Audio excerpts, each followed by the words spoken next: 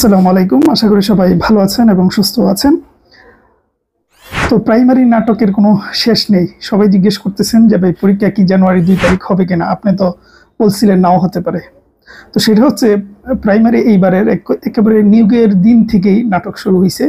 কত নাটক করতে করতে দিনে দেবে রাতে দিবে এগুলা করতে করতে মাঝরাতে নিয়োগ দিয়েছিল, এটা জানেন আপনারা। তারপর পরীক্ষার ক্ষেত্রে নাটক শুরু হয়েছে গত পরশু। দফায় দফায় মিটিং হয়েছে, সিদ্ধান্তে তারা আসতে পারতেছিল না যে পরীক্ষা কবে নেবে, নির্বাচন আগে না পরে। যাই হোক, সবশেষে তারা একটা সিদ্ধান্ত গিয়েছে জানুয়ারি 2 তারিখে হয়তো প্রথম এবং দ্বিতীয় ধাপের পরীক্ষা হয়ে যাবে। কিন্তু আমার নিজের যথেষ্ট ডাউট আছে যে আদৌ হবে কিনা। কিন্তু সেটা যাই হোক, তারা যেহেতু একটা সিদ্ধান্ত গিয়েছে, আমরা আপাতত ধরে নিচ্ছি হয়তো পরীক্ষা হবে। 20 দিন আছে।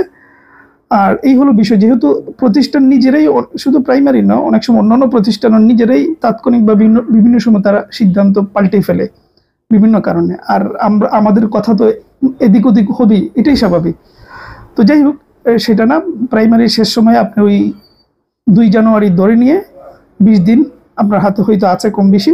20 দিনে কি করতে পারেন? প্রথমত প্রাইমারি বিগত সালের সব প্রশ্ন, নিবন্ধনের সব প্রশ্ন একদম তুলে ধরো। এই হলো দুটো কাজ। 3 নম্বর কাজ হচ্ছে মডেল টেস্ট, সেটা বিসিএস হোক আর যাই হোক, মডেল টেস্ট। এই 3টা বিষয় বেশি করে পড়বেন, এই 3টা বিষয়। আর হচ্ছে প্রতিনিয়ত যে পড়াশোনা করেন, রেগুলার পড়াশোনা, এটা বন্ধ দিবেন না। কারণ প্রাইমারি এমন আহামরি কিছু নয়। অনেক কোচিং ব্যবসায়িক আছে, তারা বলে যে জীবন পাল্টাইতে, প্রাইমারি কখনোই জীবন পাল্টায় না, শুধুমাত্র বেকারত্বের শব্দটা দূর করে দেয়।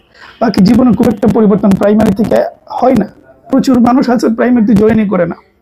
ঠিক আছে, সুতরাং শুধু প্রাইমারি মাথায় রাখবেন, আপনার রেগুলার পড়াশোনাটা রাখবেন অন্যান্য জবের জন্য।